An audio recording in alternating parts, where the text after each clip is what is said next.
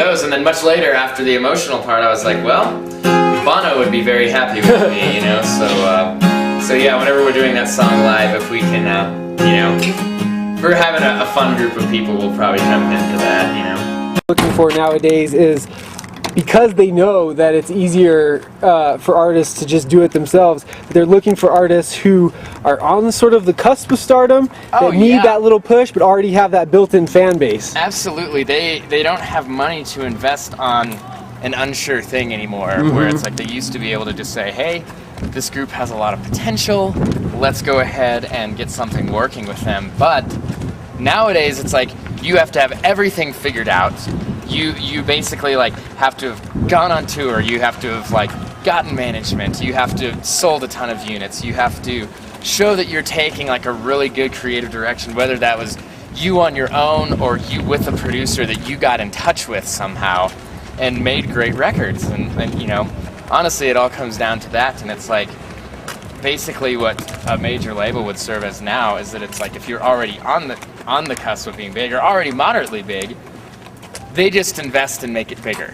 Through distribution? Is it all about distribution? I mean, it is about distribution, but it's also about just putting a budget behind it for marketing, radio play. You know, they give you a budget to make, you know, a really cool video that now, you know, MTV is almost, you know, moderately obsolete since, you know, I heard 50 Cent just puts out all his videos on YouTube and lets people check them out, you know, and so it's, yeah.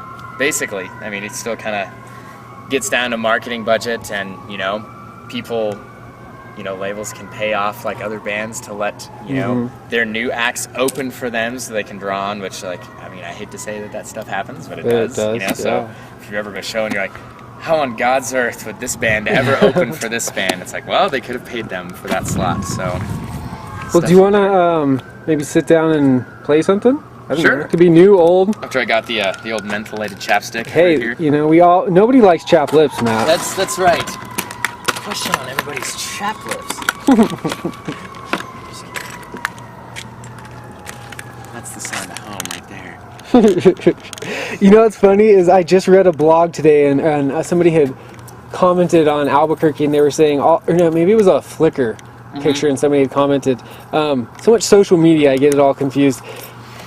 All Albuquerque is to me is sirens and orange barrels.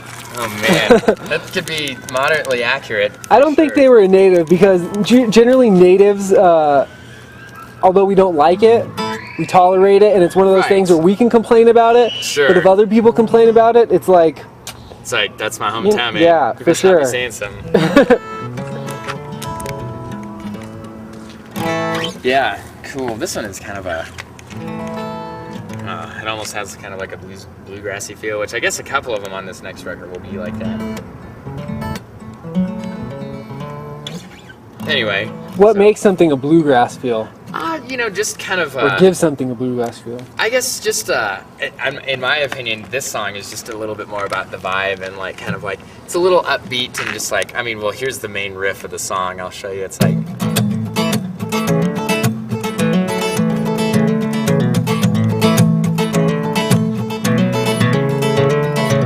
You know, it just kind of sounds like, you know, I can also hear that being on like a super twangy, like electric guitar, like wow, wow. Anyway.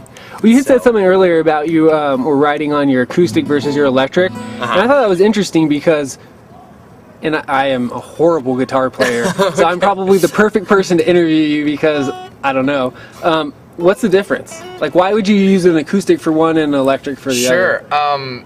Well, there's just a lot of, I mean, when you're playing acoustic guitar, I mean, like you do a lot of finger picking, or I mean, at least you know I do. I have a you know, the song that's coming up that's like.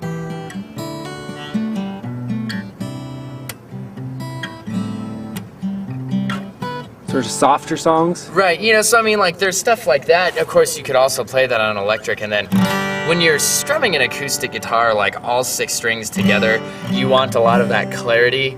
Typically on an electric guitar, especially if it's overdriven, you're not going to want to strum all 6 strings at the same time because it's just going to sound like...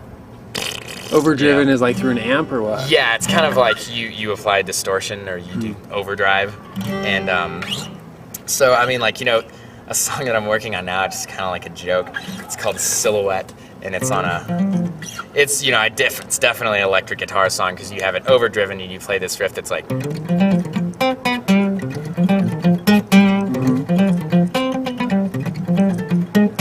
you know, and so it's like, I mean, that might sound okay Yeah, on that that, but did it's sound kind good. of like, Oh, I like that.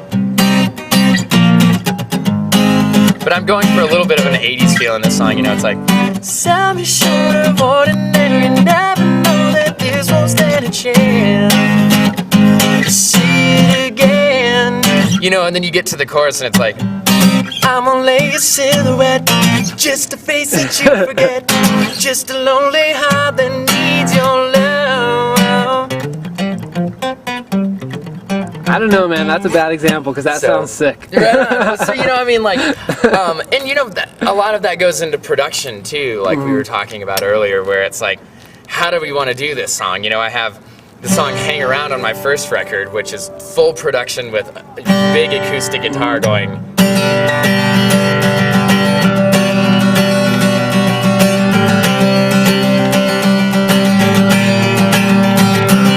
You know, and then everything jumps in, you know, it's like the electric guitar and all the drums and the bass and stuff.